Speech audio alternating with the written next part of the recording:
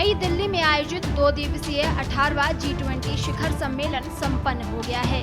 दूसरे और अंतिम दिन रविवार को प्रधानमंत्री नरेंद्र मोदी ने ब्राजील के राष्ट्रपति लूला डी सिल्वा को 19वें G20 की अध्यक्षता सौंप दी। इसके साथ ही ये तय हो गया कि आगामी G20 सम्मेलन ब्राजील की राजधानी ब्रासिलिया में होगा। इसके लिए उन्हें तैयारी के लिए 1 साल का समय मिलेगा। नई दिल्ली में आयोजित G20 सम्मेलन कई लिहाज से बेहद सफल रहा। पहली बार यहीं की इस बार घोषणा पत्र जारी किया जा सका, जिसमें कई अहम बिंदुओं पर चर्चा की गई है। नई दिल्ली घोषणा पत्र में सदस्य देश नवाचार, प्रौद्योगिकी हस्तांतरण और कम लागत वाले वित्त पोषण तक पहुंच को बढ़ावा देने पर भी सहमत हुए हैं। आमतौर पर इस सालाना शिखर सम्मेलन के अंत में घोषणा पत्र जारी किया जाता है, लेकिन ऐसा पहली बार हुआ है कि इस बार सहमति का ऐलान पहले ही दिन कर दिया गया।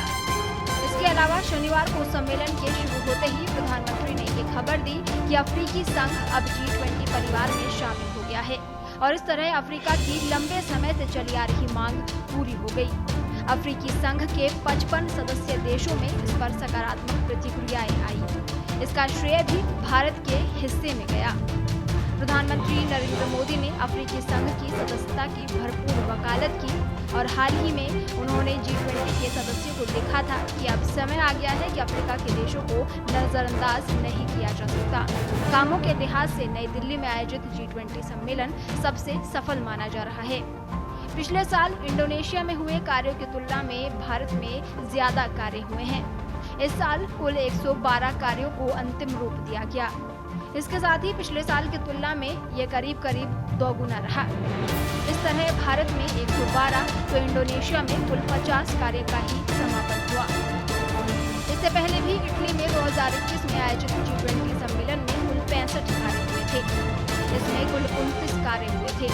वहीं कोरोना वायरस संक्रमण के दौरान साल 2020 में सऊदी अरब में आयोजित G20 सम्मेलन में कुल 65 कार्य किए गए थे, जबकि 2019 में जापान में आयोजित G20 में करीब 29 कार्य ही हो पाए थे।